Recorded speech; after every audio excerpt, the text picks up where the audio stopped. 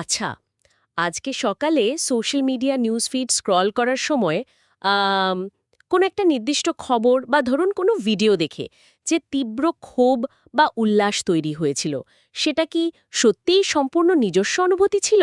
উম, এটা খুব ইন্টারেস্টিং একটা প্রশ্ন। হ্যাঁ, মানে এমন তো হতেই পারে যে ওই নির্দিষ্ট আবেগটা অনুভব করার জন্যই খুব সুকৌশলে একটা মনস্তাত্ত্বিক ফাঁদ পাতা হয়েছিল।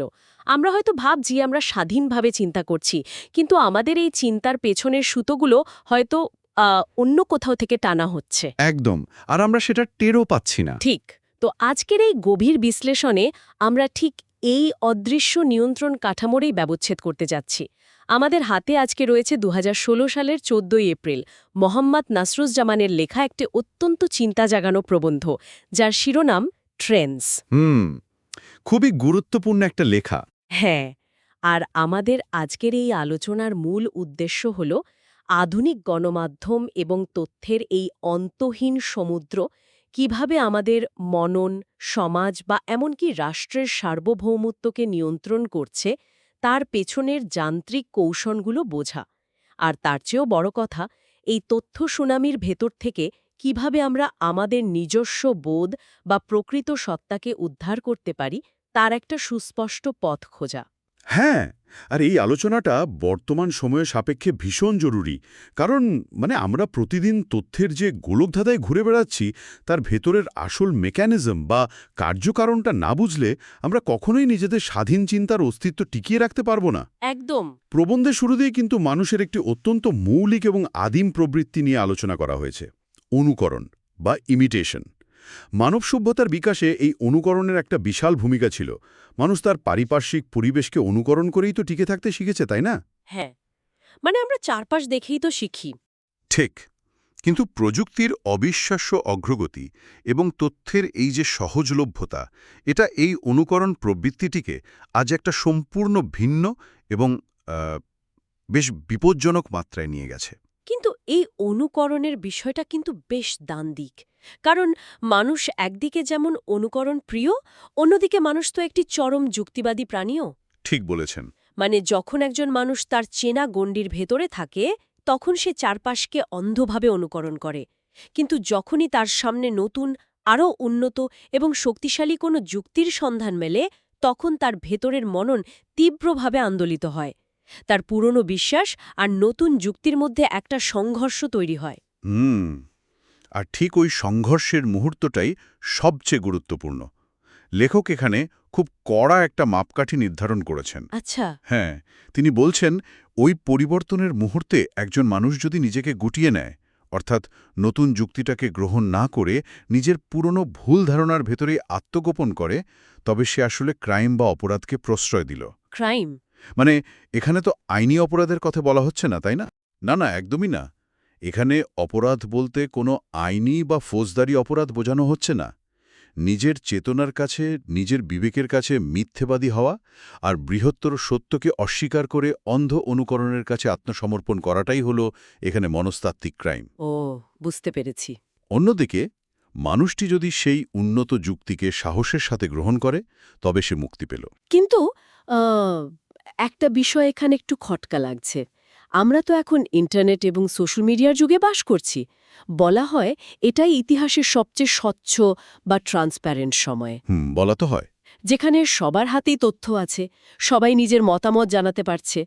এমন একটা উন্মুক্ত ব্যবস্থায় মানুষ কেন উন্নত যুক্তি থেকে পালিয়ে গিয়ে অন্ধ অনুকরণ করতে যাবে?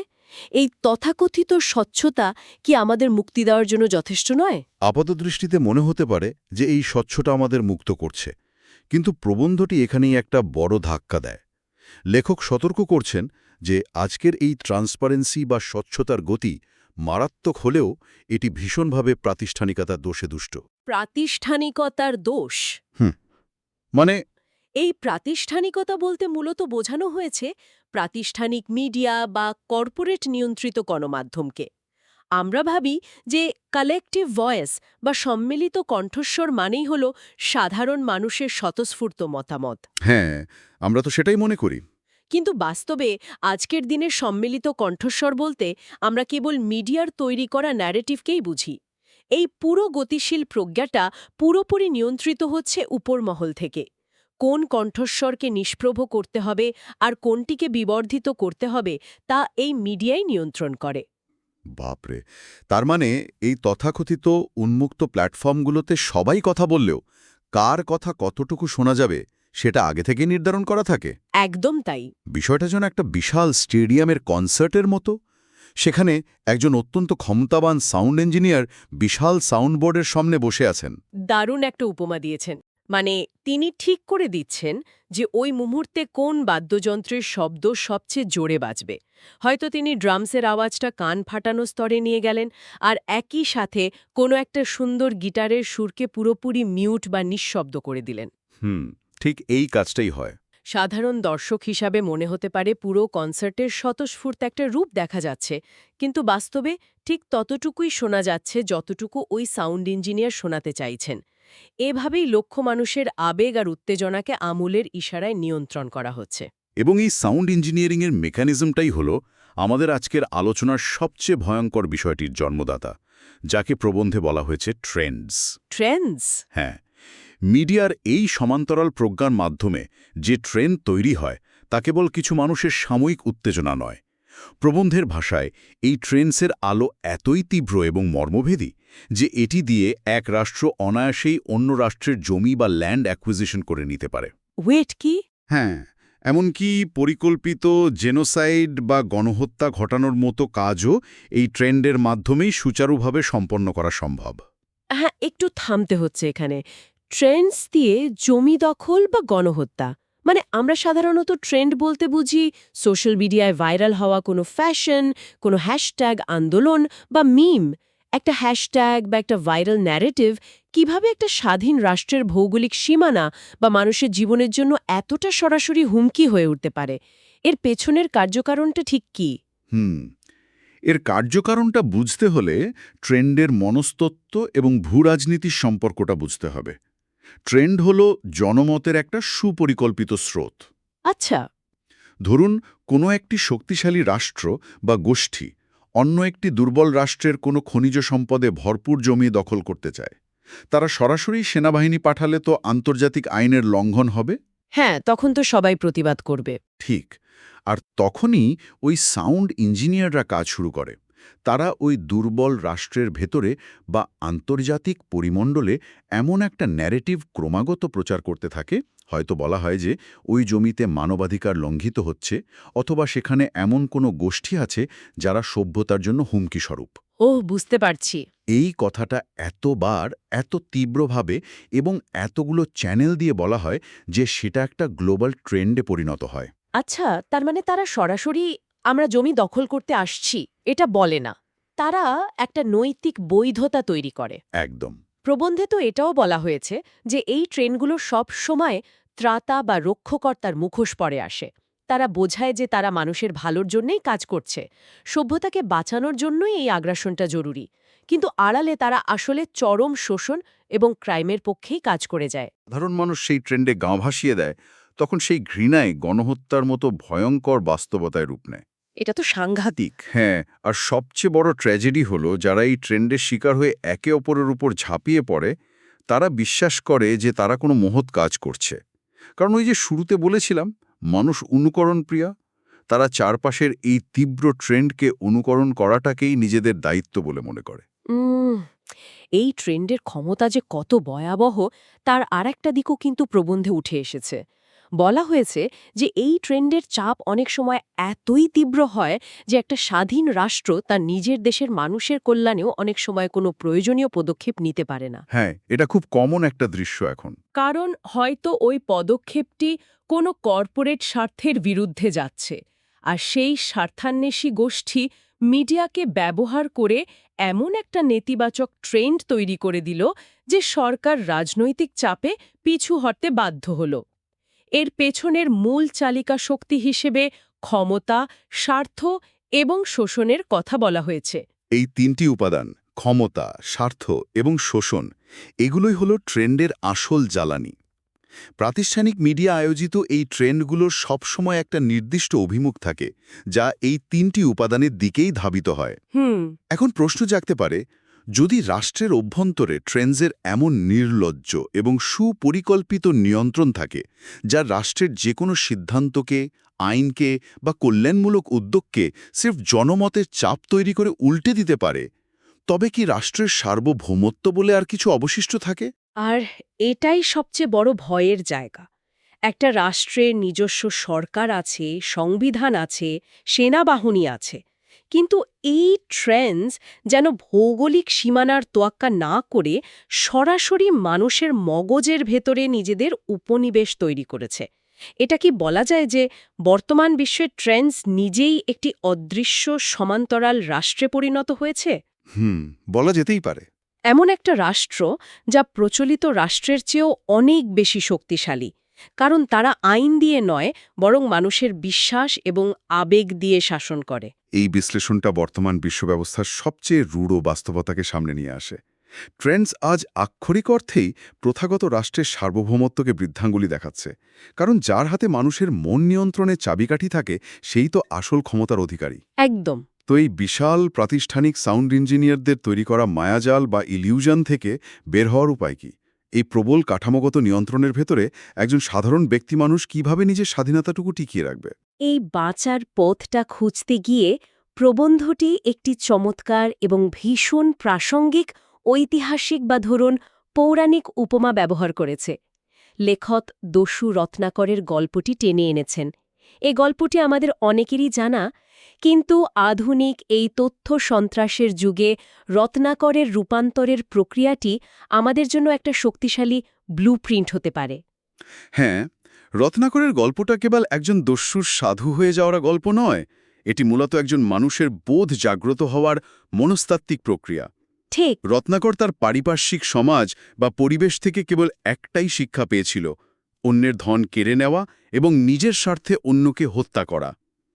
লেখক রত্নাকরের চারপাশের এই বিশাল পরিবেশকে সিন্ধু বা সমুদ্রের সাথে তুলনা করেছেন। রত্নাকর সেই সিন্ধু থেকে কেবল বিন্দু পরিমাণ জ্ঞানই তুলে নিয়েছিল। কিন্তু সমস্যাটা ছিল ওই বিন্দু পরিমাণ জ্ঞানে কোনো বোধ বা প্রকৃত উপলব্ধি ছিল না।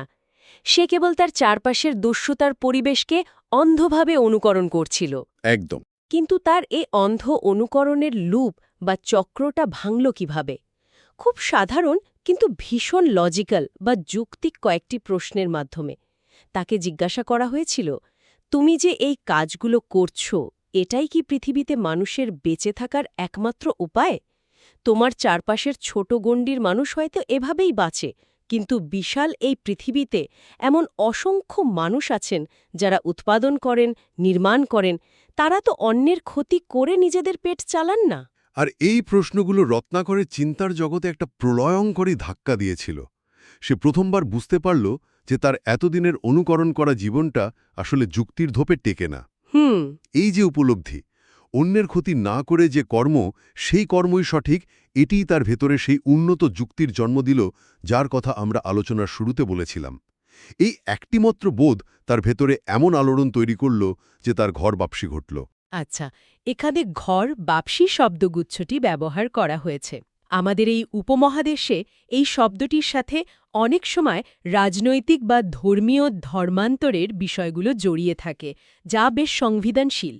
কিন্তু এই প্রবন্ধের প্রেক্ষাপটে শব্দটি সম্পূর্ণ ভিন্ন এবং একটি গভীর দার্শনিক অর্থে ব্যবহার করা হয়েছে, তাই না? ঠিক। এই ধরনের শব্দগুলোর চারপাশের রাজনৈতিক উত্তেজনাকে সরিয়ে রেখে এর দার্শনিক সারমর্মটা বোঝা জরুরি। এই প্রবন্ধে ঘর বাপসি বলতে কোনো ধর্ম বা গোত্রে ফিরে যাওয়াকে বোঝানো হয়নি। তাহলে কি বোঝানো হয়েছে? এখানে ঘর বলতে বোঝানো হয়েছে মানুষের নিজস্ব সত্তা, তার নিজস্ব স্বাধীন যুক্তিবোধকে। যখন একজন মানুষ বাইরের আরোপিত ট্রেন্ড বা অনুকরণের মোহ থেকে বেরিয়ে এসে নিজের স্বাধীন এবং যৌক্তিক চিন্তার জগতে ফিরে আসে, লেখক সেই মনস্তাত্ত্বিক প্রত্যাবর্তনটিকেই ঘর বাপসি বলেছেন। দারুণ একটা কনসেপ্ট। রত্নাকর নিজের ভেতরে সেই শুদ্ধ বোধের ঘরে ফিরে এসেছিল। সে আর তার চারপাশের ওই বিশাল সিন্ধু বা পরিবেশের প্রলোভনে বিভ্রান্ত হয়নি, বরং নিজের ওই শুদ্ধ বিন্দুর বোধ দিয়ে চারপাশের সব কিছুকে নতুন করে পরখ করতে শিখেছিল। রত্নাকরের এই বোধোদয়ের প্রক্রিয়াটাকে যদি আমরা আধুনিক প্রযুক্তির ভাষায় অনুবাদ করি, তবে মনে হয় যেন সে নিজের মস্তিষ্কে একটা শক্তিশালী ফায়ারওয়াল বা অ্যান্টিভাইরাস ইনস্টল করতে পেরেছিল।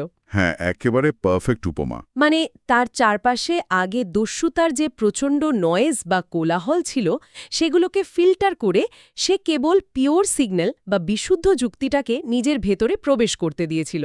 আর এই ফায়ারওয়ালটারই এখন সবচেয়ে বেশি দরকার, কারণ লেখক রত্নাকরের এই রূপান্তরকে আমাদের বর্তমান ডিজিটাল যুগের সাথে অসাধারণভাবে যুক্ত করেছেন। হ্যাঁ, কারণ বর্তমান যুগে প্রিন্ট মিডিয়া, ইলেকট্রনিক মাধ্যম এবং সর্বোপরি ইন্টারনেট হল সেই বিশাল আধুনিক সিন্ধু বা তথ্যের সমুদ্র।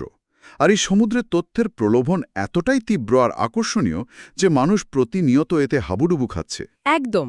প্রাতিষ্ঠানিক মিডিয়া আর অ্যালগোরিদম তাদের মোহজাল আমাদের চারপাশে আষ্টেপৃষ্ঠে বিস্তার করে রেখেছে। তারা প্রতি মুহূর্তে চাইছে আমরা যেন এই তথ্যের সমুদ্রে আমাদের নিজস্ব বিচারবুদ্ধি হারিয়ে ফেলি এবং তাদের তৈরি করা ট্রেন্ডের স্রোতে ভেসে যাই। কিন্তু এত অন্ধকার, এত শক্তিশালী অ্যালগোরিদম এবং প্রাতিষ্ঠানিক নিয়ন্ত্রণের মধ্যেও লেখক একটা বড় আশার আলো দেখিয়েছেন। তিনি বলছেন যে এত প্রবল প্রলোভন এবং চাপ সত্ত্বেও মানুষ প্রতিনিয়ত ওই বিন্দুগামী হওয়ার চেষ্টা করছে। অর্থাৎ মানুষ পুরোপুরি হাল ছেড়ে দেয়নি। এটাই এই প্রবন্ধের সবচেয়ে আশাবাদী দিক। সিন্ধুর মোহজাল প্রাতিষ্ঠানিক মিডিয়ার হাতে থাকলেও বিন্দুর বোধ অর্থাৎ সত্য এবং যুক্তির সেই ক্ষুদ্র কিন্তু তীব্র উপলব্ধিটা ঠিকই কোনো না কোনোভাবে মানুষের কাছে পৌঁছে যাচ্ছে। মানুষের ভেতরে একটা সহজাত প্রবৃত্তি আছে সত্যকে চেনার। যখনই কেউ একটু থেমে প্রশ্ন করতে শুরু করে, ঠিক যেমন রত্নাকরকে প্রশ্ন করা হয়েছিল, তখনই এই আরোপিত লোক সংস্কৃতি বা ট্রেন্ড তার প্রাসঙ্গিকতা হারাতে শুরু করে। এর মানে হল মিডিয়া যতই শক্তিশালী ট্রেন্ড তৈরি করুক না কেন, মানুষ যখন আসল মেকানিজমটা বুঝতে পারে তখন ওই ট্রেন্ডগুলো নিষ্প্রভ হয়ে যায়। কিন্তু আমাদের বর্তমান যুগে, যেখানে আমাদের ফোনের প্রতিটি অ্যাপ, প্রতিটি অ্যালগরিদম এমন নিখুঁতভাবে ডিজাইন করা হয়েছে যাতে আমরা এই তথ্যের সমুদ্রে ঘণ্টার পর ঘণ্টা ডুবে থাকি এবং তাদের দেখানো পথেই চিন্তা করি, সেখানে দাঁড়িয়ে সচেতনভাবে ওই একটিমাত্র বিন্দু বা সত্যকে বেছে নেওয়াটা কি এক ধরনের চরম নীরব বিদ্রোহ নয়? এটি নিঃসন্দেহে আধুনিক সময়ের সবচেয়ে বড় মনস্তাত্ত্বিক বিদ্রোহ, তাই না? একদম। যখন পুরো সমাজ ব্যবস্থা এবং প্রযুক্তিগত কাঠামো আপনাকে একটা নির্দিষ্ট দিকে ভাবতে বাধ্য করছে, তখন দাঁড়িয়ে নিজের স্বাধীন যুক্তিবোধকে আঁকড়ে ধরে রাখাটা কোনো সাধারণ ব্যাপার নয়। আর এই বিদ্রোহের মাধ্যমেই মানুষের বেঁচে থাকার প্রকৃত সার্থকতা লুকিয়ে আছে। প্রতি মুহূর্তের এই যে নিজের কাছে ফিরে আসা, নিজের বোধকে শানিত করা, এখানেই জীবনের আসল অর্থ। আমাদের জীবনের চারপাশে ভেসে থাকা অজস্র তথ্যের বিন্দুর মধ্যে যে বিন্দুটি আমাদের প্রকৃত সত্তার প্রতিনিধিত্ব করে, তাকে চিনতে পারলেই এই মোহজাল ছিন্ন করা সম্ভব। আমরা যদি পুরো আলোচনার সূত্রগুলোকে এক জায়গায় নিয়ে আসি, তবে বিষয়টা পরিষ্কার হয়। আমরা শুরু করেছিলাম মানুষের অনুকরণের স্বভাব দিয়ে। তারপর দেখলাম কিভাবে প্রাতিষ্ঠানিক মিডিয়া বা ওই যে সাউন্ড ইঞ্জিনিয়াররা তারা সেই স্বভাবকে কাজে লাগিয়ে ট্রান্সপারেন্সির আড়ালে ট্রেন্ডস তৈরি করে আমাদের নিয়ন্ত্রণ করছে। ঠিক। এই ট্রেন্ডস এতই শক্তিশালী যে তার রাষ্ট্রের সার্বভৌমত্বকেও গিলে খাচ্ছে এবং ক্ষমতা, স্বার্থ ও শোষণের হাতিয়ার হিসেবে কাজ করছে। কিন্তু রত্নাকরের উদাহরণ আমাদের শেখায় যে সঠিক প্রশ্ন এবং যুক্তির মাধ্যমে এই তথ্যের সমুদ্র বা সিন্ধু থেকে বেরিয়ে এসে নিজের বোধ বা বিন্দুতে স্থির হওয়া সম্ভব। আর এটাই হলো আমাদের প্রকৃত ঘর, বাপসি। প্রতিদিনের, প্রতি মুহূর্তের।